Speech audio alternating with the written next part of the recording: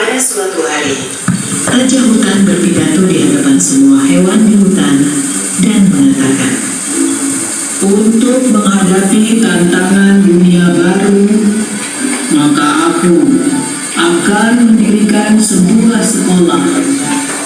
Semua anak-anak hewan yang ada di hutan diwajibkan untuk bersekolah. tanggapan masyarakat hutan setelah mendengar perintah sang Raja Hutan tentang kewajiban anak-anak harus bersekolah, jadi terdengar keriuhannya. Mereka mendiskusikan kurikulum yang harus diajarkan di sekolah hewan tersebut.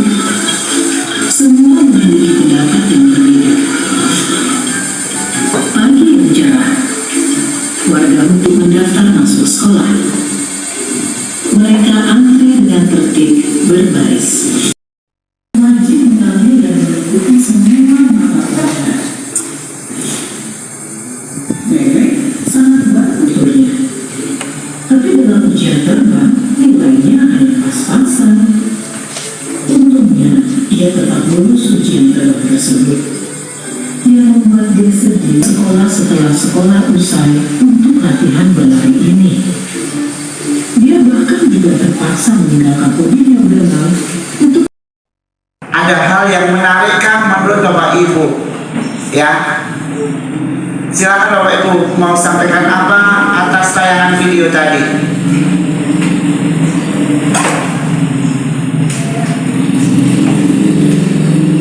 Silakan, iya Bapak silakan. Terima kasih atas kesempatan yang diberikan kepada saya. Yang saya cermati dalam tayangan video tadi, yang muncul di benak saya itu masing-masing hewan punya kelebihannya sendiri-sendiri. Akan selama belum nonton tayangan video tadi, saya lebih banyak itu klasikal dan umumnya siswa yang memiliki kekurangan dalam hal belajar itu kurang mendapat perhatian dari saya. Kemudian siswa yang punya kelebihan itu cenderung menjadi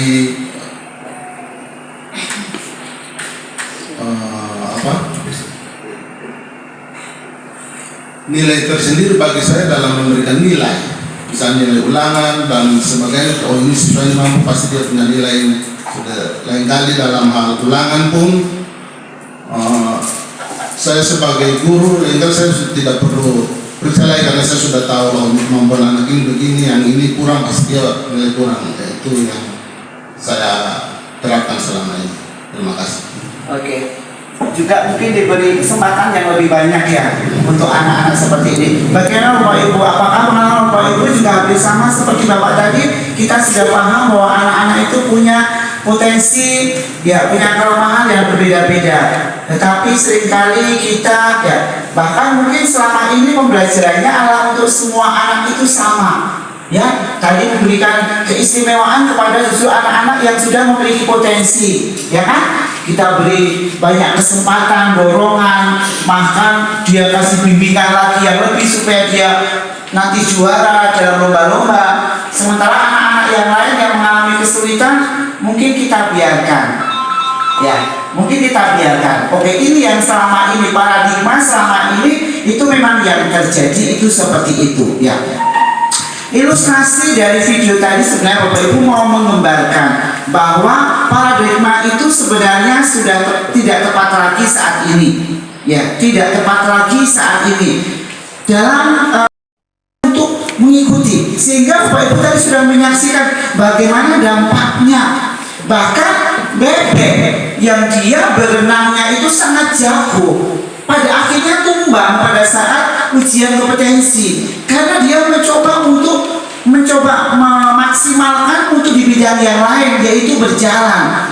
Dia berusaha keras sampai kakinya terobek dan pada saatnya mengikuti ujian kompetensi untuk berenang bahkan dia tidak optimal. Demikian juga binatang-binatang yang lain sampai kecapean tidak bisa. Justru ular yang dia memiliki sedikit-sedikit kemampuan, di mana tugas kita adalah menebalkan kompetensi anak-anak. Mungkin tadi yang sudah disampaikan itu lebih cenderung kepada kompetensi bidang pengetahuan, sehingga guru lebih banyak memberikan kesempatan, memberikan banyak perhatian, tambahan les, sehingga nanti dia itu bisa juara di berbagai macam lomba. Tetapi apakah kita juga sudah memikirkan talenta yang lainnya, di bidang yang lainnya di luar pengetahuan, keterampilannya? Mungkin ada anak yang dia fasih berbicara, ada anak yang suka menggambar, ada anak yang suka bernyanyi, ada anak yang suka baca puisi, dan lain sebagainya. Apakah juga sudah kita beri kesempatan yang sama? Ini menjadi refleksi kita, Bapak Ibu. Ya, ini momennya Pak Wahyu bersama Bapak Ibu di sini. Tetapi ya, secara kebetulan ini dengan Pak Wahyu ini selalu kebetulan Bapak Ibu. Kemarin saya ke Malang, ke SMA Budi ya, ketemu beliau juga dalam pas tadi di SD Impres, waktu kita mau informasi terkait perkembangan khusus kurikulum yang harus diberlakukan saat ini kemarin. Apa motivasi dan inisiatif Bapak Ibu untuk mempelajarinya? Karena program sosialisasi nonton videonya, misalnya video durasinya 5 menit ya, Bapak Ibu nonton hanya 10 detik, terbaca Bapak Ibu. Pak Kepset dan Ibu Kep juga ya. Nah, perlu membentuk yang namanya komunitas belajar intra sekolah. Jadi komunitas belajar di sekolah itu tempat bergabungnya guru, tenaga kependidikan yang secara rutin, secara berkelanjutan membicarakan terkait kepentingan pembelajaran yang arahnya untuk perkembangan, untuk membentuk tim. Timnya yang bagaimana Bapak Ibu? Timnya 2 orang cukup, 3 orang cukup. Tetapi yang dirasa bahwa orang-orang yang ditunjuk itu bisa untuk menjadi motor penggerak belajar ini, Bapak Ibu. Tentu Bapak Ibu kepala sekolah sudah punya ya gambaran, yang bisa aktif, bisa menjadi penggerak di sekolah ini adalah guru A dan B, C. 2-3 jadwalnya mau ketemu ini dalam periode bagaimana? Bicarakan di dalam konten itu adalah terkait dengan kepentingan pembelajaran.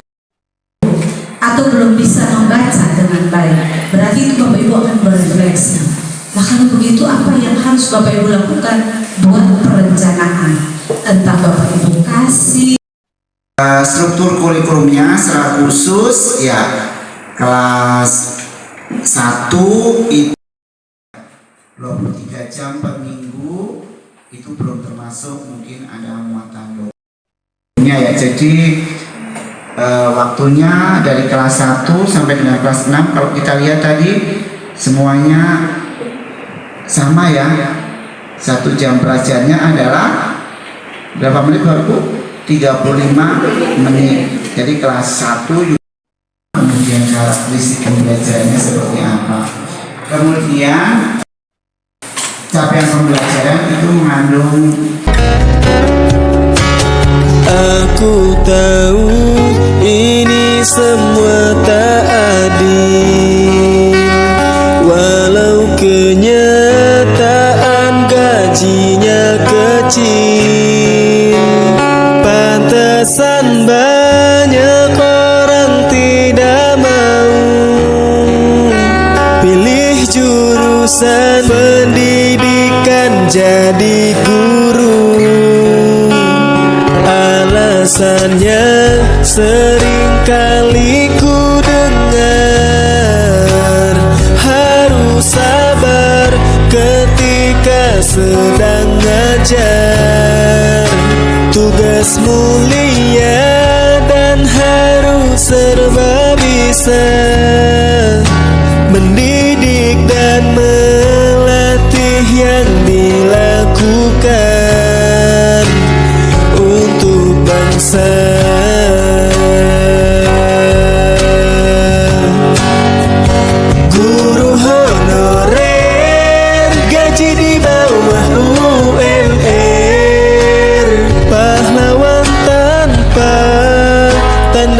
jasa yang nyata. Walaupun tak PNS tak apa-apa, berikanlah kami minimal P3K.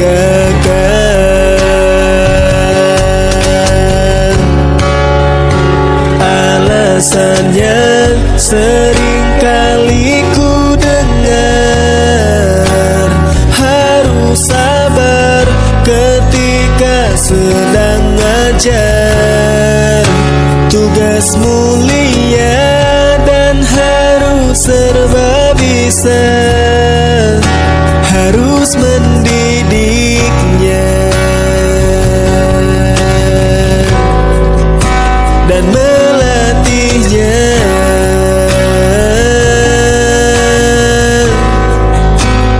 Untuk bangsa,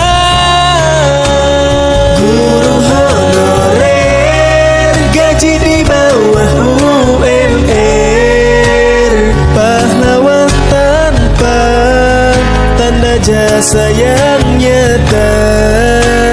Walaupun tak PNS tak apa-apa, berikanlah kami minimal P3K.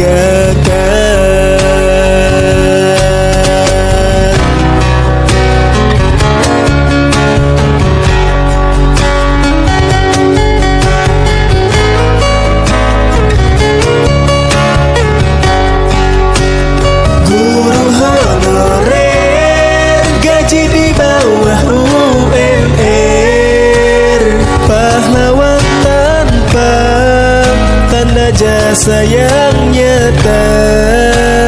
Walaupun tak PNS tak apa-apa, berikanlah kami minimal P3K.